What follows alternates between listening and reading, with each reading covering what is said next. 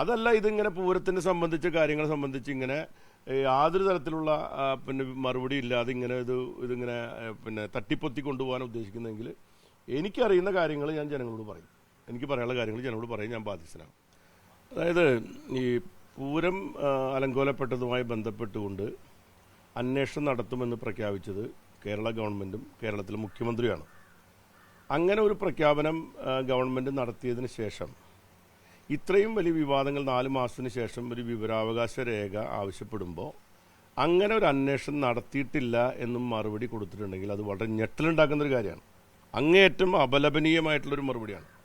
കാരണം ഇവിടെ പോലീസിൻ്റെ ഭാഗത്തുനിന്നും പോലീസ് ആസ്ഥാനത്തു നിന്നുള്ള നിർദ്ദേശപ്രകാരമുള്ള ഉദ്യോഗസ്ഥന്മാർ വന്ന് തിരുവമ്പാടി, പാറമക്കാവ് ദേവസ്വത്തിൻ്റെ പിന്നെ കൊച്ചി ദേവസ്വം ബോർഡിൻ്റെ ഉദ്യോഗസ്ഥന്മാരുമായിട്ട് ഇവർ ചർച്ച നടത്തുകയും മൊഴി രേഖപ്പെടുത്തുകയും ചെയ്തിട്ടുണ്ട്. അപ്പോൾ ഈ മൊഴി രേഖപ്പെടുത്തിയതൊക്കെ നാടകമായിരുന്നു. ആർക്ക് വേണ്ടിയാണ് ചെയ്തിരിക്കുന്നത്? അപ്പോൾ ഇത്രയും ഗുരുതരമായിട്ടുള്ള ഒരു പ്രശ്നം ഈ രൂപത്തിൽ കൈകാര്യം ചെയ്തിട്ടുണ്ടെങ്കിൽ അത് ഗുരുതരമായ പ്രശ്നമാണെന്ന് മാത്രമേ ഞാൻ ഇപ്പോൾ പറയുന്നുള്ളൂ. ഏതായാലും ഈ വിഷയത്തിൽ എൻ്റെ നിലപാട് അല്ലെങ്കിൽ ഞങ്ങളുടെ നിലപാട് പിന്നോട്ട് പോകുന്ന പ്രശ്നമില്ല.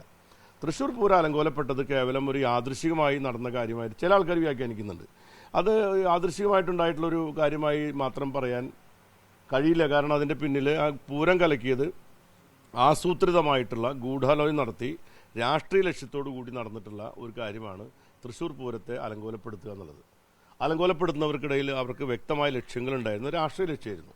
തെരഞ്ഞെടുപ്പിൻ്റെ ഘട്ടത്തിൽ അങ്ങനെ ഒരു രാഷ്ട്രീയ ലക്ഷ്യത്തോടു കൂടി തൃശ്ശൂർ പൂരം പോലെയുള്ളൊരു പൂരം കലക്കുന്നതിൻ്റെ പിന്നിൽ പ്രവർത്തിച്ചിട്ടുള്ളവർ ആരൊക്കെയാണത്? പോലീസ് ഉദ്യോഗസ്ഥന്മാർ മാത്രമല്ല, പോലീസ് ഉദ്യോഗസ്ഥന്മാർക്ക് പുറമെ അതിന് കൂട്ടുനിന്നിട്ടുള്ള ആൾക്കാർ ആരൊക്കെയാണെങ്കിലും ആ വിവരങ്ങൾ മുഴുവനും പുറത്തു വരേണ്ടത് സമൂഹത്തിൻ്റെ ആവശ്യമാണ്. അതുകൊണ്ട് അത് ഗവൺമെൻറ് അങ്ങനെ അന്വേഷണം നടത്തിയിട്ടില്ല എന്ന് മറുപടി കൊടുത്തിട്ടുണ്ടെങ്കിൽ അത് ശരിയായിട്ടുള്ള കാര്യമല്ല. ഞാൻ ഇന്നോ നാളെയോ വീണ്ടും ഇനിയിപ്പോൾ ഒരു മീഡിയയ്ക്ക് കൊടുത്തിട്ടുള്ള വിവരാവകാശത്തിൻ്റെ പുറത്താണ് ഈ വാർത്ത എന്നുണ്ടെങ്കിൽ ഞാനിത് നേരത്തെ വിവരാവകാശത്തിന് കൊടുക്കണമെന്ന് വിചാരിച്ചാണ്. പിന്നെ ഞാനത് ചെയ്യേണ്ടതില്ല. കാരണം മുഖ്യമന്ത്രിക്ക് ഞാനൊരു കത്ത് കൊടുത്തിരിക്കുന്ന സാഹചര്യത്തിൽ അങ്ങനെ കൊടുക്കേണ്ടതില്ല എന്ന് വിചാരിച്ചതാണ്. പക്ഷെ ഇപ്പോൾ എനിക്ക് തോന്നുന്നു ഞാൻ തന്നെ നേരിട്ട് ഒരു വിവരാവകാശ പിന്നെ അടിസ്ഥാനത്തിലുള്ള ഒരു അപേക്ഷ ചീഫ് സെക്രട്ടറിക്കും DGPക്കും കൊടുക്കാൻ ഉദ്ദേശിക്കുകയാണ്. അവർ മറുപടി തരട്ടെ. അതിന് അന്വേഷണം നടന്നിട്ടില്ല എന്ന് പറയട്ടെ. ഇപ്പോൾ പല പോലീസ് ഉദ്യോഗസ്ഥന്മാർ ഈ അന്വേഷണത്തെ പറ്റിയിട്ട് എന്നോട് സംസാരിച്ചിട്ടുണ്ട്. അന്വേഷണം നടന്ന കാര്യത്തെ പറ്റി സംസാരിച്ചിട്ടുണ്ട്. എനിക്കറിയുന്ന കാര്യങ്ങൾ പലതുണ്ട്. ഈ പൂരവുമായി ബന്ധപ്പെട്ട വിവരങ്ങളുണ്ട്. ഈ അന്വേഷണ ഉദ്യോഗസ്ഥന്മാർ എൻ്റെ അടുത്തൊന്ന് ചോദിക്കട്ടെ, ഞാൻ പറയാം. അവരോട് വെളിപ്പെടുത്താം ഞാൻ എല്ലാ കാര്യങ്ങൾ. അതല്ല ഇതിങ്ങനെ പൂരത്തിനെ സംബന്ധിച്ച കാര്യങ്ങളെ സംബന്ധിച്ച് ഇങ്ങനെ യാതൊരു തരത്തിലുള്ള പിന്നെ മറുപടി ഇല്ലാതെ ഇങ്ങനെ ഇതിങ്ങനെ പിന്നെ തട്ടിപ്പൊത്തി കൊണ്ടുപോകാൻ ഉദ്ദേശിക്കുന്നെങ്കിൽ എനിക്കറിയുന്ന കാര്യങ്ങൾ ഞാൻ ജനങ്ങളോട് പറയും.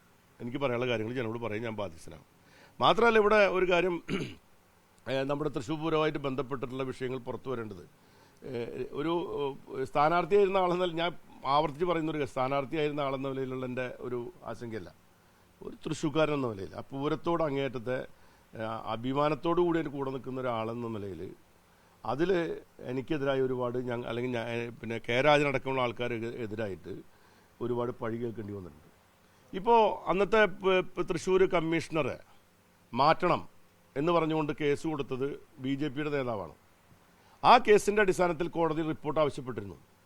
ആ റിപ്പോർട്ട് കോടതിയിലേക്ക് കൊടുത്തിട്ടുണ്ടോ എന്ന് എനിക്കറിയില്ല. ആ റിപ്പോർട്ട് വേണമെന്ന് കോടതിയിൽ BJPയുടെ നേതാവിൻ്റെ വക്കീൽ ആവശ്യപ്പെട്ടിട്ടുണ്ടോ എന്ന് എനിക്കറിയില്ല. അവർ BJPയുടെ സംസ്ഥാന വൈസ് പ്രസിഡന്റാണ് ആവശ്യപ്പെട്ടിരിക്കുന്നത്. എന്ന് മാത്രമല്ല, ഈ കമ്മീഷണർക്കെതിരായി നടപടി സ്വീകരിക്കുന്നത് സാങ്കേതിക കാരണം പറഞ്ഞുകൊണ്ട് ഇലക്ഷൻ അതിൻ്റെ പെരുമാറ്റച്ചട്ടം മാറിയ ശേഷമാണ്. പെരുമാറ്റച്ചട്ടം മാറിയ ശേഷമാണ് അദ്ദേഹത്തെ സസ്പെൻഡ് ചെയ്യുന്നത്. സസ്പെൻഡ് അല്ല, സ്ഥലം മാറ്റുന്നത്. അവിടെ വന്ന് ഇദ്ദേഹത്തെ സ്ഥലം മാറ്റേണ്ടതില്ല എന്ന് ആവശ്യപ്പെട്ട ആരായിരുന്നു? BJP സ്ഥാനാർത്ഥിയെ ജയിച്ച ആളാണ് ഈ കമ്മീഷണർ സ്ഥലം മാറ്റേണ്ടതില്ല എന്ന് അഭിപ്രായപ്പെട്ട ആള്. അപ്പോൾ അതിൻ്റെ അർത്ഥം എന്താണ്? പൂരം അലങ്കോലപ്പെടുത്താൻ മുഖ്യ പങ്ക് വഹിച്ച പോലീസാണെന്ന് പറഞ്ഞ BJP തന്നെ, അല്ലെ സർക്കാരാണെന്ന് സർക്കാരെന്ന് പറഞ്ഞാൽ ഇപ്പോൾ എന്നിട്ട് അവർ പറയുന്നത് എന്താ? മന്ത്രിമാരും അവിടുത്തെ ആൾക്കാരും കൂടി കലക്കിയെന്നാണ്. മന്ത്രിക്കും അവിടുത്തെ പിന്നെ രാഷ്ട്രീയ നേതാക്കന്മാർക്ക് അതിനകത്ത്, ഇടതുപക്ഷത്തിൻ്റെ നേതാക്കന്മാർക്ക് എന്താ അതിനകത്ത് താല്പര്യം? പൂരം കലക്കേണ്ട താല്പര്യം എന്താണ്? അപ്പോൾ ഇവിടെ ഒരു പ്രത്യേകമായ രീതിയിൽ വോട്ട് ധ്രുവീകരണം ഉണ്ടാക്കാനും ഇടതുപക്ഷത്തിന് ലഭിക്കേണ്ട വോട്ടുകൾ കിട്ടാതിരിക്കാനും വേണ്ടി നടത്തിയിട്ടുള്ള വളരെ ഗുരുതരമായ പിന്നെ ഗൂഢാലോചനയുടെ ഭാഗമായി നടന്നിട്ടുള്ള ഒന്നാണ് ഈ പൂരം കലക്കലും ആ നാടകങ്ങളൊക്കെ. അതിനുശേഷമാണ് ഇവരിപ്പോൾ വന്നിട്ട് ഇപ്പോൾ യാതൊരു പ്രശ്നമില്ലല്ലോ, പോലീസ് ഉദ്യോഗസ്ഥന്മാർക്കെതിരായിട്ട് ഇവർക്ക് ആർക്കും ഒരു അഭിപ്രായങ്ങളില്ലല്ലോ.